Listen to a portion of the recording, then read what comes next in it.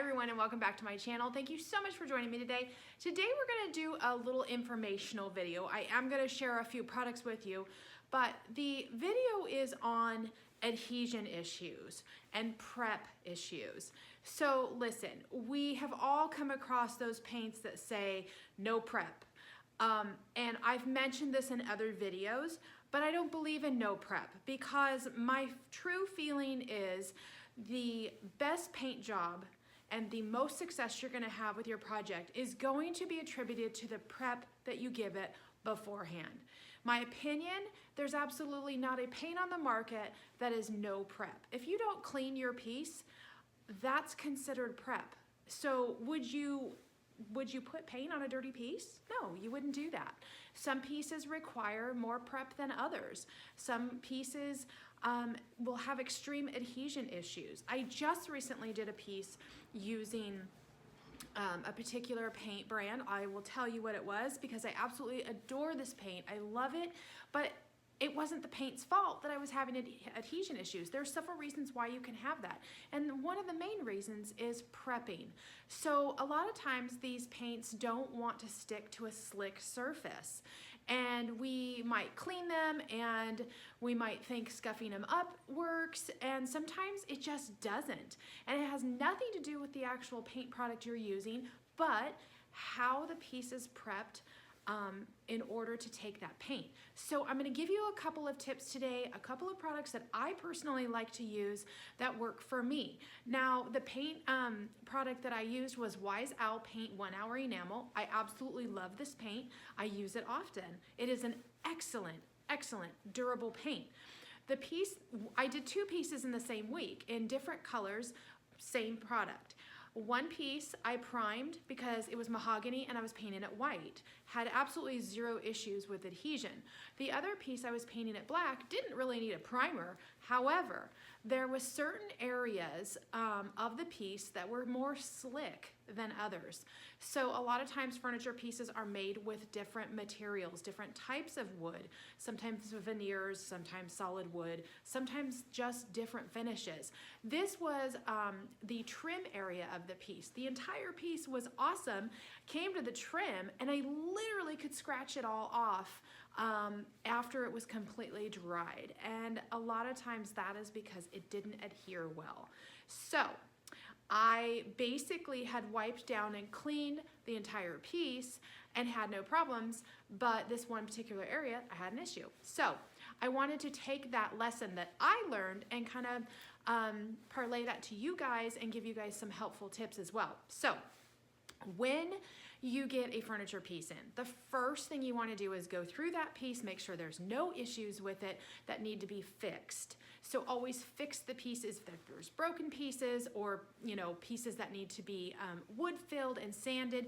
Get all of that done before you're ready to paint. Obviously that makes most sense, right?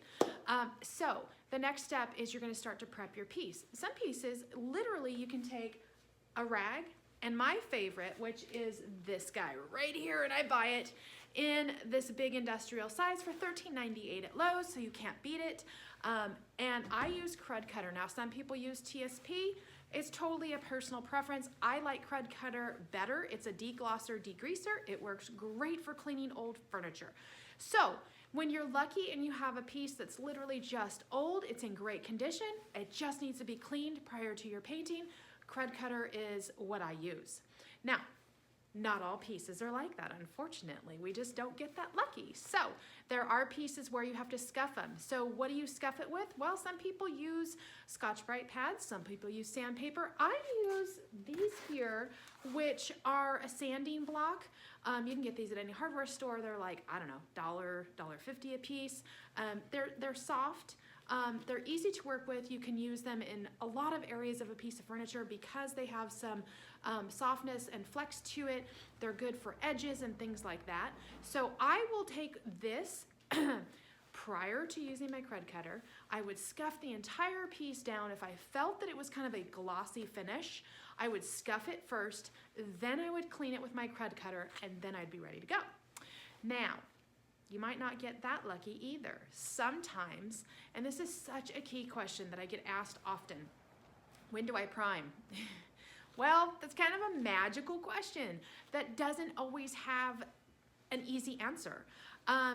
I, over the years, have just kind of looked at a piece and said, you know, I think I'm gonna prime that one. I think it's just gonna need it. So there's a couple of things that you can consider when you're thinking, do I need to prime this? First of all, if it's a dark wood and you're going a light color, always prime it. Save yourself time and money, because if you go in with a white paint on a mahogany piece, you are going to find that sometimes the paint will not cover whatsoever, because tannins in that wood are going to bleed through and turn that paint pink in the case of mahogany. So you always want to prime a very dark wood that does have a tendency to bleed if you're doing light colors. I just don't even question it anymore. Now, you might get an oak piece in and you think, oh, it's no big deal, it's oak. It's not going to have that same bleed through effect. Actually, it can. I've painted pieces antique white that were oak and they look gold. So it just depends on your piece. So again, that's something you're gonna need to judge for yourself, but if you're ever in doubt, just prime it. Take the extra time, because I'm telling you, it will save you time and money. So another reason that you need to prime is, let's say you're sanding something down to the bare wood, but you're painting it. And why would you want to do that? Okay, a lot of times I get pieces in that have a great finish. We're going to paint the entire piece, but there's some little teeny areas that if I paint over it, they're uneven. Maybe there was a deep scratch. You know, it's just not gonna look good. So I'll sand it down to bare wood. I just recently had a piece that is a veneer. It's a wood veneer top, and it had some gouges in it, and it needed some areas that just, I thought, you know what, if I paint over this, you're going to see those imperfections, and I don't want to see those imperfections. So I sanded it down to bare wood. Now, if I just go on with just my paint, that is just gonna soak right into that wood grain, and a lot of times it just doesn't give you that nice, pretty finish. So by priming it, you're allowing that paint now to adhere to that primer, which has already done the job of soaking into that grain, and it will go on very nicely and give you a really nice finish. So there's two instances where you do want to prime. I'm going to share with you two of the primers that I like. I actually have three, but I have been out of the other one and I just haven't reordered it, so I'm going to mention that one as well. That's the Wise Owl primer, and I really like that primer. The consistency of it was very thin, yet it provided really good coverage. With primers, sometimes they can be hard to work with, and I've heard people say, oh, but I get brush strokes and it just doesn't look good. Okay, first of all, primers are sandable. So after you prime a piece, if you don't like the way it looks, they are sandable. So you can sand that down with some fine grit paper to get rid of whatever brush strokes or ridges you put in there. The other thing I'll tell you about primers is make sure you use, this is a personal preference, but it's just something I've learned, use a different brush for priming than you do for painting. I make investments in very expensive brushes. Well, I don't know if I'd say very expensive, but they're expensive brushes. Anytime I'm spending $35 or more on a single brush, I think that's very expensive. So I don't intermingle the painted products with my primered products. So I like to keep everything separate because it's just my personal preference. Primer is a lot harder to get out of the brush, so I don't know, just something you might want to think about. Have a specific brush for priming and a specific brush for painting. So let me show you the other two that I actually do have right now. This one is an oldie but goodie. It's been around forever. It is a favorite of a lot of furniture painters, bin primer. It's made by Zinsser. You can get it at Lowe's or Home Depot. The price point in it is, I think, like $9.98, $10.98, something like that. Inexpensive for this court, works really well. The consistency, which I can't say that word today, consistency is rather thin, so it's easy to work with. The key with primers is everything settles down at the bottom, so always, always, always make sure, don't shake, but stir. Stir super duper well, because then you'll get, everything will bind together and you'll get the most out of your product and the best adhesion to your project. So bin is a really good one. I mentioned the Wise Owl. I'll flash a photo of up here on screen of what it looks like. It's also a great primer. I just discovered it, I'd say about 6 months or so ago, and really, really like it. primers for me have always been an issue to find a good one because I don't want it to hinder the final look of the piece. And what I mean by that is a lot of times the primers do go on different than the paint. And so you want to make sure that you're getting a really good quality primer, something that's sandable and something that isn't going to have an effect on how your finish looks. The other one that I really, really like, I probably use this one the most, is the General Finishes Stain Blocker Primer. Really good primer. This one, I believe the price point's a little more expensive. It is, I think it's about $30 for a quart. I spray this. I started spraying my primers not too long ago. So if that's something that you're interested in doing, that's awesome. This is a water-based primer as opposed to this one, which is a shellac-based primer. So there's differences there. So water-based products I will put in my spray system. Oil-based products I will not, because they are super hard to clean out of my system and I just don't want that mess. So this is great if you're also going to be spraying or you don't want that heavier shellac-based type primer. So a little more expensive, but definitely worth it.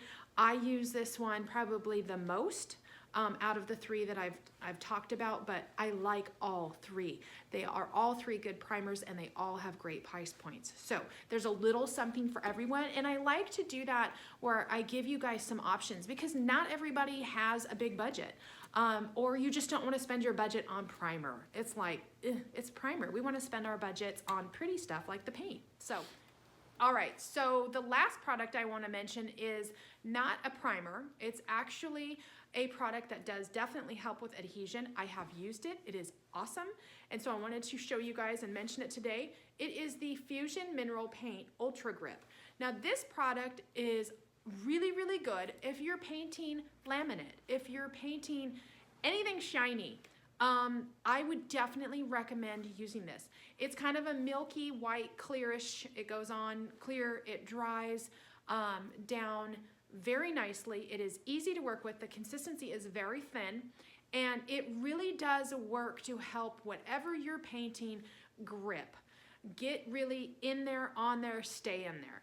I don't personally paint a lot of not wood surfaces, but there have been the occasion where even I've used it on a veneer where I wasn't sanding it and it was a really shiny veneer and I needed to make sure, because it was a top, that everything was gonna just stick right to it, and I used my UltraGrip. Now with the thing with UltraGrip is I wanna read something on here because it is a little different as far as dry times. The primers do dry a little bit quicker for then moving on to your painting. With this, what I've realized is you definitely want to wait. You don't want to put anything on before the recommended coat time for painting, and that's 12 hours. So plan accordingly. If you're going to use this product, you definitely are not going to be most likely doing it the same day. I kind of err on the side of caution, and if I'm using UltraGrip, I will do UltraGrip one day and the next day it will be ready for me to paint. So great product. It is just a little bit, like I said, slower, so you may have to plan your project a little differently. So really, really good stuff. The price point on this guy is $16.99, so really good product. Check this one out too. One thing I will recommend to you is when you are priming, whether you're spraying or you're brushing, I'm going to show you what I use. Now you can buy the disposable ones, which, let me grab one real quick in my cabinet here. Sorry, wasn't prepared. You can buy these guys and they're great.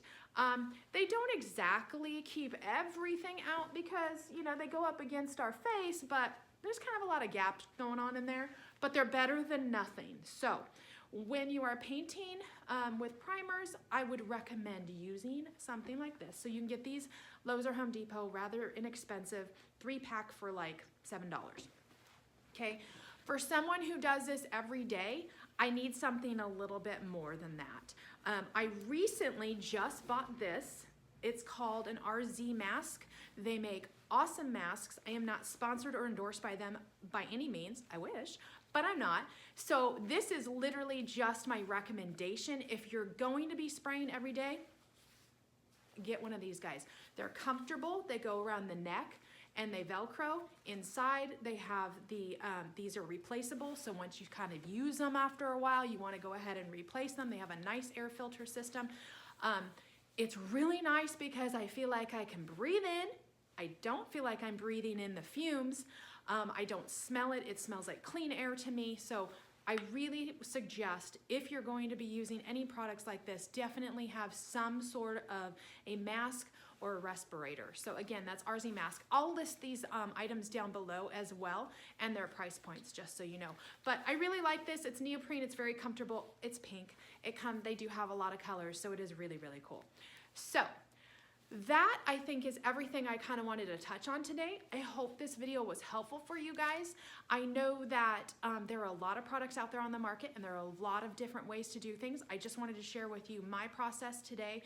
Because I ran into this adhesion issue last week, I wanted to share it with you guys. I honestly should have taken a picture of my issue, and I didn't. I wish I did. But I wanted to cry. I had this whole piece pretty much done, and then the edge was the last thing I had to do.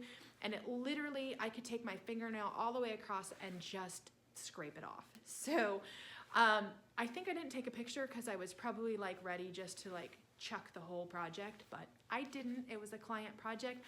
I went back, I sanded it, I used primer, I did all the things I told you about, no problem at all. Now, one last thing before I say goodbye is, adhesion issues can also happen with climate. Now, we're not all lucky enough to have a climate-controlled work environment. Some of us live in cold climates. I don't. I live in California. I know I have a big jacket on today, but it is in the morning and it is cold. For me, it's cold. So, that can also have a bearing on how your paint adheres, as well as drying, as we know. All right, you guys. Thank you so much for watching today and for being subscribers. I so appreciate you. Keep subscribing so you can get all of my videos in the future. And if you have any positive comments or questions, please leave them down below. I will always get back to you. And I will catch you guys on the next video. Bye-bye.